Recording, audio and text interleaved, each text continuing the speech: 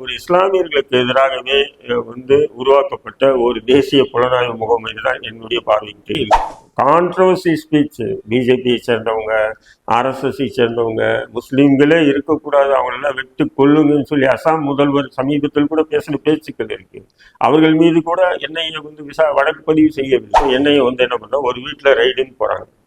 Ride போயிட்டு அந்த வீட்டில் வெடிகுண்டு இருக்கு, இல்லை துப்பாக்கி இருக்கு, மிகப்பெரிய பெரிய ஆயுதங்கள் இருக்கு, எடுத்துட்டு வந்தோம், கைப்பற்றணும், அப்படியெல்லாம் இல்லை. 2 செல்போனை கைப்பற்றணும், ஒரு லேப்டாப்பை கைப்பற்றணும் அப்படின்னு சொல்றாங்க. என்ன என்பது அவங்க எதுவும் வானத்திலிருந்து போச்சு தேவ தூதர்களால். நீங்க குற்றவாளியை கண்டுபிடிங்க, குற்றவாளியை கைது பண்ணுங்க, சாட்சிகளையும் ஆதாரங்களையும் நீதிமன்றத்தில் சமர்ப்பிங்க, வேணான்னு சொல்றாங்க. அந்த நீதிமன்றம் அந்த சாட்சிகளை ஆதாரங்களை எல்லாம் ஏற்றுக்கிட்டு அவங்களுக்கு தண்டனை கொடுக்கட்டும். நீதி என்பது சமமா இருக்கணும். ஒரு பக்கம் நீதி, இன்னொரு பக்கம் அநீதியும் இருக்கக்கூடாது. வந்தே மாதரம் பாட சொல்லி அடிச்சு கொள்ளும் போதும், ஜெய் ஸ்ரீராம் சொல்லி அடிச்சு கொள்ளக்கூடிய வழக்குகளையும், மாட்டுக்கறி வச்சிருந்தோம் அது வச்சிருந்தான்னு சொல்லி வழக்குகளும், ஏன் டெல்லியில் நடந்த கலவரங்களும், அசாம் முதல்வர் பேசிய முஸ்லிம்களை கொண்டு குவிக்கணும்னு சொல்லி பேசிய அசாம் முதல்வர், இந்த போன்ற வழக்குகளை என்ஐஏ வழக்கு பதிவு செய்யல. வாய்ஸ் ஆஃப் தடார் ரஹீம் நேயர்களுக்கு எமது வாழ்த்துக்கள்.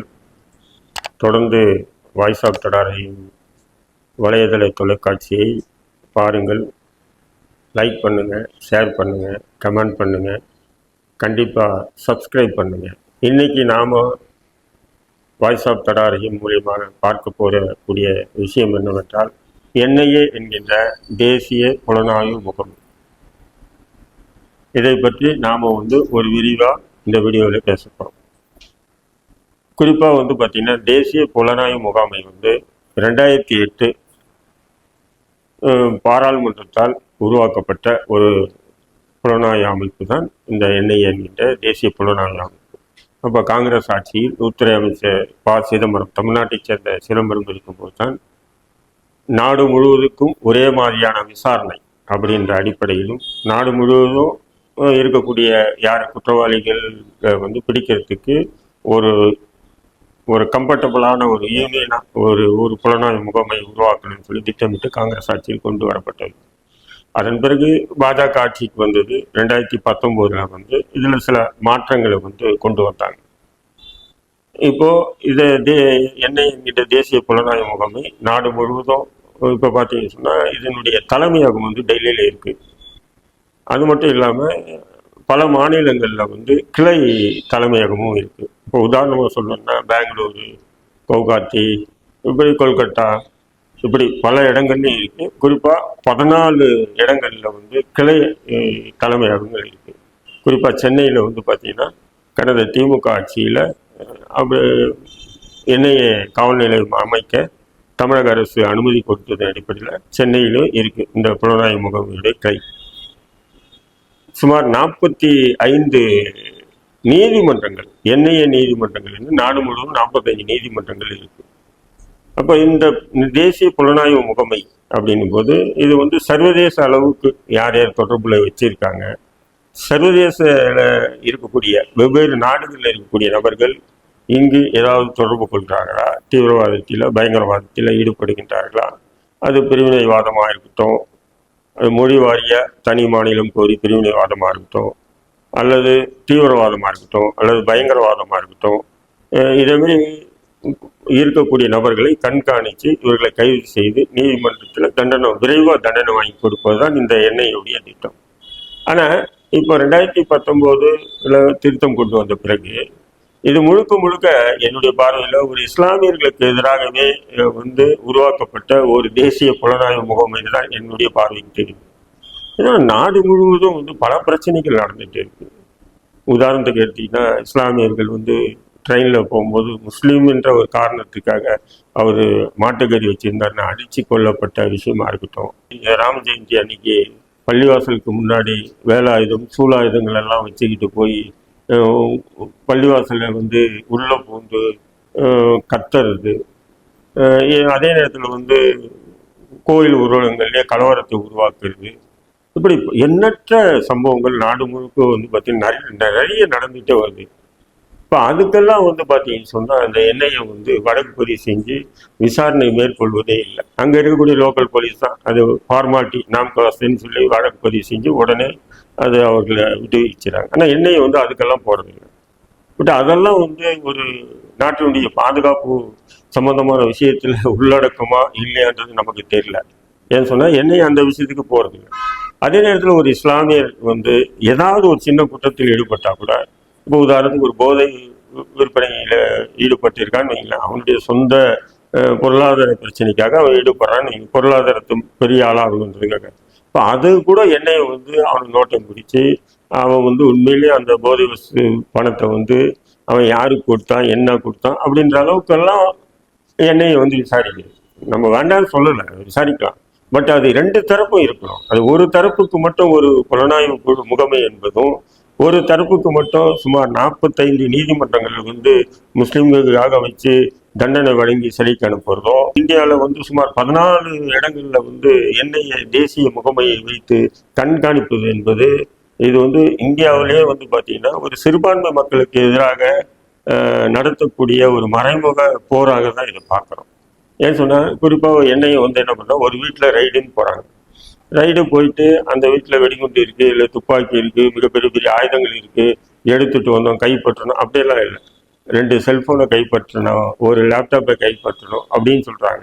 கேட்டால் என்ன சொல்கிறாங்க, இது போன்ற விஷயங்கள் மூலியமாக தான் இவங்க வந்து குற்றத்தில் ஈடுபடுறாங்க அப்படின்னு. செல்ஃபோன் வந்து நம்ம வேணாம்னு சொன்னால் கூட தெருவில் போக்கி விற்கிறாங்க. அப்போ அது ஒரு குற்றமா? அப்போது நீங்கள் போகிறீங்க, அந்த நபரை கூப்பிட்டு போய் விசாரணை பண்ணுறீங்க. பட் அத்தனை ஊடகங்களில் தலைப்புச் செய்தியாக வருது, எண்ணெயை வந்தது, இந்த வீட்டில் இன்னாரை கைது செய்ததுன்னு போட்டுறாங்க. விசாரணைக்கு கூட்டு போனவே கைது செய்யன்னு போட்டாங்க. இப்போ எண்ணெயை வந்து சோதனை பண்ணுறதுக்கு முன்னாடி ஊடகங்களுக்கு யார் தகவல் கொடுக்குறாங்க அப்படின்னு நமக்கு தெரியல, இது இல்லை. ஆனால் ஊடகங்கள் முன்னாடி வந்து நின்றுக்கிட்டு அதன் பிறகு அவன் விசாரணைக்கு போயிட்டு வந்த பிறகு அங்கே அவனை சார்ந்தவர்களோ அவனுடைய உற்றார் உறவினர்களோ எல்லாருமே அவனை ஒரு விதமான பார்வையில் பார்க்கும்போது, மறுபடியும் அவனை ஏதாவது ஒரு குற்றத்தில் ஈடுபடுத்துவதற்குண்டான ஒரு விதமான ஒரு தூண்டுதலாக இந்த செயல்கள் இருக்குமோ அப்படின்ற இது அச்சமெல்லாம் எனக்கு ஏற்படுகின்றது. ஏனென்றால் இது தொடர்ந்து இது போல நடந்துகிட்டே வருது. சரி, ஒருத்தனை நீங்கள் விசாரணை கூட்டு போறீங்க, விசாரிச்சோம், எங்களுக்கு வந்து தகவல் பொய்யான தகவல், அந்த அடிப்படையில் நாங்கள் சோதனை போட்டோம் அப்படின்னு நீங்கள் ஊடகங்களுக்கு ஒரு செய்தி கொடுக்கணும். ஆனால் எண்ணெய் அதிகாரிகள் யாருமே கொடுக்கறது இல்லை. புரியுதுங்களா? எண்ணெய் அதிகாரி யாருமே கொடுக்கறது இல்லை. எண்ணெய் என்பது அவங்க எதுவும் வானத்திலிருந்து குறிச்ச தேவ தூதர்களாக நல்லா புரிஞ்சுங்க. அவர்களும் வந்து பார்த்தீங்கன்னு சொன்னால் சாதாரணமான ஒரு காவல்துறை தான். இந்த போலீஸில் இருக்கிறவங்க அங்கே போவாங்க, அங்கே இருக்கிறவங்க இங்கே வருவாங்க, அது யூஸ்வலாக அது நடந்துகிட்டு தான் இருக்கும். ஐபிஎஸ் ஆஃபீஸர்ஸ் எல்லாம் பார்த்தீங்கன்னா ஒரே போலீஸ் தான். இங்கே எண்ணெயில் இருக்கக்கூடிய அதிகாரி வந்து எல்லோண்டோக்கு வருவாங்க, சட்டம் ஒழுங்குக்கு வருவாங்க, டிராஃபிக் வருவாங்க, அதேமாதிரி எண்ணெய்க்கு போவாங்க. எல்லாமே இன்ஸ்பெக்டர் ரேங்க்கில் மட்டும்தான் அவங்க வந்து என்ன பண்ணுறாங்க, தனியாக ஆளை வந்து எடுக்கிறாங்க. இப்படி வந்து எண்ணெய் புலனாய்வுகள் வந்து பார்த்தீங்கன்னா, உதாரணத்துக்கு ஜெய் ஸ்ரீராம் சொல்லி அடித்து துடிக்க நிறைய பேரை கொண்டு இருக்காங்க. இதுக்கெல்லாம் எண்ணெயை வந்து வழக்கு பதிவு செஞ்சு விசாரணை நடத்தி விரைவாக தண்டனை வழங்கி கொடுத்தாங்கன்னா நம்ம எண்ணெயை வரவேற்கலாம். எண்ணெய் என்பது சமமாக இருக்குது, ஒரு பக்கம் நீதி இன்னொரு பக்கம் அநீதியெல்லாம் இல்லை, 2 பக்கமும் விசாரணை கரெக்டாக நடத்துகிறாங்க. ஆனால் அந்த மாதிரி விஷயங்களுக்கெல்லாம் எண்ணெயை இந்தியாவில் இது ஒரு வழக்கு பதிவு செஞ்சு ஒருத்தரை தண்டனை வாங்கி கொடுத்ததோ வரலாற்றை ஒரு இடமும் பார்க்க முடியாது, ஒருத்தர் கூட இல்லை. அது உத்தரப்பிரதேசமாக இருக்கட்டும், மத்திய பிரதேசமாக இருக்கட்டும், இல்லை மகாராஷ்டிராவில் இருக்கட்டும், அல்லது எந்த வட மாநிலங்களாக இருக்கட்டும், தென் மாநிலங்களாக இருக்கட்டும், எங்கே கூட சரி. இப்போ உதாரணத்துக்கு உதயநிதி சனாதனத்துக்கு எதிராக பேசிய உதயநிதி கூட பார்த்தீங்கன்னு சொன்னால், உதயநிதியை வந்து கழுத்தை வெட்டி எடுத்துகிட்டு வந்து 10 கோடி நான் இலவசமாக தரேன்னு சொல்லி ஒரு சாமியார் சொன்னார், யூபி சாமியார். அது சம்மந்தமாக வந்து பார்த்தீங்கன்னு சொன்னால் நாங்கள் கூட புகார் கூட கொடுத்தோம். ஆனால் அது சம்மந்தமாக கூட அந்த, ஏன்னா அது ஒரு மிகப்பெரிய ஒரு இதில் ஒரு துணை முதல்வராக இருக்கக்கூடிய ஒரு நபரை கழுத்தை வெட்டி எடுத்துட்டு வரவங்களுக்கு 10 கோடி இலவசமாக கொடுக்குறேன்னு சொல்லிட்டு சொல்கிறார் ஒரு சாமியார். அவரை கூட எண்ணெயை வந்து வழக்கு பதிவு செஞ்சு அவரை கைது செய்யவில்லை. அதே அந்த சாமியார் சொன்ன மாதிரி நாங்கள் சொல்லியிருந்தா, ஏதாவது ஒரு முஸ்லீம் சொல்லியிருந்தா, எண்ணெயை அடுத்த நிமிஷம் நம்ம அலுவலகத்துக்கு வீட்டுக்கு வந்து நின்று இருப்பாங்க, சோதனை பண்ணியிருப்பாங்க. அது ஒரு சர்வதேச குற்றவாளி மாரி, சர்வதேச இஷ்யூ மாரி கொண்டு போய் நம்மளை கைது செஞ்சு எண்ணெயை நீதிமன்றத்தில் வச்சு விசாரணை விரைவுபடுத்தி நம்ம தண்டனை வாங்கி சிறைக்கு அனுப்பியிருப்பாங்க. அப்போ இது எந்த வகையான விசாரணைன்னு எனக்கு புரியல. உலகத்திலே பார்த்தீங்கன்னா சிறுபான்மை மக்களுக்கு எதிராக ஒரு முகாமை, ஒரு விசாரணை குழு வைத்து சிறுபான்மை மக்களை மட்டும் ஒடுக்குவதுதான் எண்ணெயை உடைய இன்றைய திட்டமாக இருக்கு. மற்ற யாருமே இல்லை.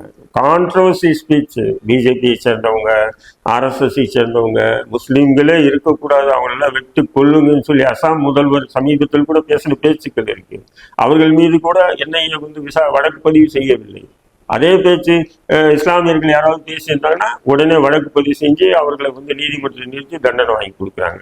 அப்போ இது எந்த விதமான இந்த என்ஐஏ தேசிய புலனாய்வு முகமை என்பது முழுக்க முழுக்க ஒரு தரப்புக்கு ஆதரவாகவும் இன்னொரு தரப்புக்கு எதிராகவும் செயல்படுவது, இது ஜனநாயகத்தினுடைய ஒரு செயலாக நம்ம பார்க்க முடியாது. இது முழுக்க முழுக்க இன்னைக்கு இருக்கக்கூடிய என்ஐஏ என்கின்ற இந்த தேசிய புலனாய்வு முகமை ஆர்எஸ்எஸ் போல செயல்படுகின்றது. நீதிமன்றம் கூட அப்படிதான், அவங்க சொன்னது அப்படியே. ஏன் சொன்னால் ஒரு 5 பேரை கைது பண்ணாங்கன்னா ஒருத்தரை யாரையாவது கம்பல்சரி அவரை வாக்குமூலம் வாங்கி அவனை நீதிமன்றத்தில் 164 வாக்குமூலம் வாங்கி அவனை அப்ரூவ் ஆக்கி மற்றவர்களுக்கு தண்டனை வாங்கி கொடுப்பது. அவன் ஒரு கால் அவன் அப்ரூவ் ஆக மாட்டேன்னு சொன்னான்னா நீயும் குற்றவாளி தான் சொல்லி அவனையும் குற்றவாளி லிஸ்ட்ல சேர்த்து அவனையும் சிறைப்படுத்து. இதுல ஒரு 5 பேர் 6 பேர் 8 பேர் 10 பேர் இருக்காங்கன்னா அதுல 2 பேர் என்ன பண்றாங்க, நம்ம குற்றவாளி ஆக வேண்டாம், நம்ம ஜெயிலுக்கு போக வேண்டாம், நம்ம கஷ்டப்படுவோம், ஜெயிலுக்கு போயிட்டா யார் நம்மளை காப்பாற்றுவா, நம்ம குடும்பத்தை யார் காப்பாற்றுவா, நம்ம இவங்க சொல்ற மாதிரி அதிகாரி சொல்ற மாதிரி அப்ரூவ். அப்போ ஒரு குற்றவாளி, குற்றம் சாட்டப்பட்ட நபரை அப்ரூவ் ஆகுங்கன்னு பகிரங்கமா அவங்கள த்ரெட்டனிங் பண்ணி அவங்கள அப்ரூவ் ஆக்குறதே ஒரு சட்டவிரோதமானது. ஒரு அடிப்படை ஒரு என்ன சொல்றது, ஒரு விதமான அடிப்படை சட்ட விதிகளுக்கு எதிரான செயல். அது ஒருத்தனுக்கு கிடைக்க வேண்டிய நீதியை தட்டி பறிக்கக்கூடிய ஒரு செயல்.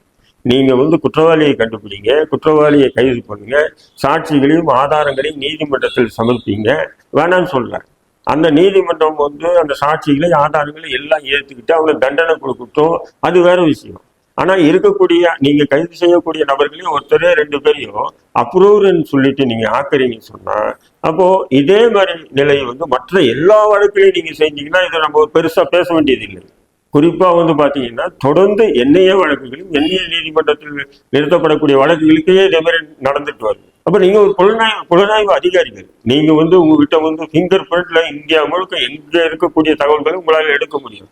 அப்படி இருக்கும்போது நீங்க குற்றம் சுமத்தி கைது செய்யப்பட்ட நபர்களே அப்ரூவ் ஆக்குறீங்கன்னு சொன்னா, இது மற்ற நபர்களுக்கு நீங்க நீதிமன்றம், காவல்துறை, அதாவது என்ஐஏ மூலியமாக இழக்கக்கூடிய மிகப்பெரிய இழப்பாக நான் பார்க்கிறேன். அது மிகப்பெரிய தவறாக நான் பார்க்கிறேன். குற்றவாளிகளுக்கு ஆதாரங்கள், சாட்சிகளை வச்சு நீங்க தண்டனை வாங்கி கொடுங்க, அது வேற விஷயம். ஆனா முழுக்க முழுக்க நீங்க என்ன பண்றீங்க, அப்ரூவ். ஏன்னு சொன்னா தொடர்ந்து இந்த என்ஐஏ நீதிமன்றங்களால் தண்டனை பெற்ற இந்தியா முழுக்க பல பேர் தண்டனை பெற்றிருக்காங்க. அந்த வழக்குகள் எல்லாமே பார்த்தீங்கன்னு சொன்னா மெயின் அப்ரூவ் தான் காரணம். அந்த 5 பேர்ல ஒருத்தர் அப்ரூவ் ஆயிட்டாரு, அவர் ஒத்துக்கிட்டாரு, ஆமா நாங்க தான் செஞ்சேன்னு சொல்லி. அதனால இந்த வழக்குல நான் இவர்களுக்கு நான் தண்டிக்கிறேன், இப்படிதான் வழக்குகள் முடிஞ்சிருக்கு. அப்போ இது எவ்வளவு பெரிய தவறு சொல்லுங்க. ஏன்னு சொன்னா நீதி என்பது சமமா இருக்கணும். ஒரு பக்கம் நீதி, இன்னொரு பக்கம் அநீதியும் இருக்கக்கூடாது. புலனாய்வு முகமை காங்கிரஸ் ஆட்சியால் கொண்டு வரப்பட்டதுன்னா இந்தியா முழுக்க ஒரு யூனிட்டியா விசாரணை மேற்கொள்ளணும் தீவிரவாதம், பயங்கரவாத நடவடிக்கைக்கு. அதே நேரத்தில் பிரிவினைவாத மற்ற எல்லா விஷயங்களுக்கும் தான் இந்த முகமை உருவாக்கப்பட்டது. ஆனா இன்னைக்கு முழுக்க முழுக்க இஸ்லாமியர்களுக்கு எதிராகவே இந்த புலனாய்வு முகமை இருக்கு.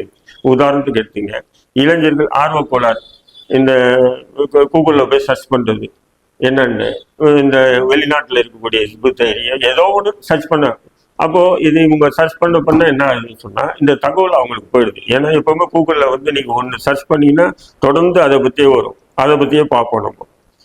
அதே மாதிரி சர்ச் பண்ணக்கூடிய நபர்கள் வாட்ஸ்அப்ல ஏதோ கருத்துக்களை பதிவு பண்ணான்றதுக்காகவும் இதெல்லாம் நீங்க அவனை குற்றவாளியாக்கி கூண்டில் நிறுத்தி அவனை தண்டிச்சு அவனை சிறைக்கு அனுப்புவது என்பது நிச்சயமாக இது ஒரு ஆரோக்கியமான இந்தியாவுடைய முன்னேற்றத்துக்கான செயலா எனக்கு தெரியல. ஏன்னு சொன்னா இது முழுக்க முழுக்க பாத்தீங்கன்னு சொன்னா இது ஒரு தவறான முன்னுதாரணம்.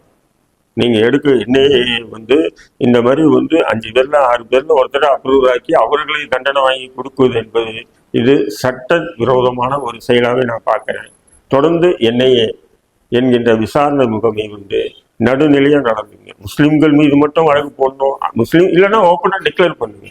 என்ஐஏ என்பது தேசிய புலனாய்வு முகமை என்பது முஸ்லீம்களை கண்காணித்து முஸ்லீம்களை கைது செய்வதற்காக மட்டும்தான் அப்படின்னு டிக்ளேர் பண்ணிட்டு செய்யணும். அதை பற்றி நம்ம கவலை இல்லை.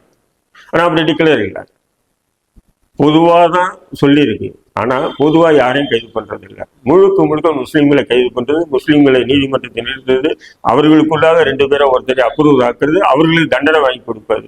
ஒரு முஸ்லீம்களுக்கு எதிரான ஒரு பாசிசத்தை RSS பாஜகவால் உருவாக்கப்பட்ட ஒரு தேசிய புலனாய்வு முகமை மாரி தான் பார்க்க முடியுமே தவிர, இந்தியாவினுடைய இறையாண்மைக்கு காப்பதற்காக உருவாக்கப்பட்ட ஒரு புலனாய்வு முகமை மாரி பார்க்க முடியாது. அப்படி நாங்கள் பார்க்க வேண்டும் என்றால், இந்த இந்தியாவுக்காக உருவாக்கப்பட்ட புலனாய்வு முகமை என்று பார்க்க வேண்டும் என்றால், வந்தே மாதரம் பாட சொல்லி அடித்து கொள்ளும் போதும், ஜெய் ஸ்ரீராம் சொல்லி அடித்து கொள்ளக்கூடிய வழக்குகளையும், மாட்டுக்கறி வச்சிருந்தோம் அது வச்சிருந்தான்னு சொல்லி வழக்குகளும், ஏன் டெல்லியில் நடந்த கலவரங்களும், அசாம் முதல்வர் பேசிய முஸ்லீம்களை கொண்டு குவிக்கணும்னு சொல்லி பேசிய அசாம் முதல்வர், இந்த போன்ற வழக்குகளை NIA வழக்கு பதிவு செய்யல. இது போல நான் சொல்லுவேன், எண்ணற்ற 1 2 இல்லை, ஆயிரக்கணக்கான வழக்குகள் இருக்கு. இப்ப சமீபத்தில் கூட டெல்லியில ஒருத்தர் பேசுறாரு, முஸ்லீம்கள் இல்லாத ஒரு நாடா உருவாக்கணும்னு சொல்லி. எத்தனையோ சாமியார்கள் பேசிட்டு தான் இருக்க டெய்லி. அவர்கள் மீதெல்லாம் நீங்க வழக்கு பதிவு செய்யாமல் தொடர்ந்து முஸ்லீம்கள் மட்டும் கார்னர் பண்ணீங்கன்னா, இந்த தேசிய புலனாய்வு முகமை என்பது முழுக்க முஸ்லீம்களுக்கு எதிராக வழக்கு பதிவு செய்வதற்காக RSS பாஜக சொல்லி இந்திய உள்துறை அமைச்சகத்தால் உருவாக்கப்பட்டதாகவே இந்த மக்கள் கருதுவாங்க. நிச்சயமாக தேசிய புலனாய்வு முகமை என்பது 2 பக்கமும் சரியா செயல்படணும். யார் தவறு செஞ்சாலும் அவன் கைது பண்ண வேண்டாம்னு சொல்ல, அது நீதியோடு இருக்க வேண்டும் என்று இந்திய தேசிய கட்சி சார்பாக இல்லை, பல வழக்குகளை எதிர்கொண்டு எங்களுடைய இளமைகள்லாம் நாங்கள் சிறைச்சாலை கடிச்சிட்டு இன்னைக்கு சமூக பணி செய்யக்கூடிய நான் கூறுகின்றேன், நிச்சயமாக இந்த நாட்டில் சமமாக நீதி இருந்தாங்க, பயங்கரவாதமும் இருக்காது, தீவிரவாதமும் இருக்காது, நல்ல நிலையில் இந்தியா இருக்கும் என்பதை இந்த வீடியோ மூலமாக நான் உங்களுக்கு கூறுகின்றேன்.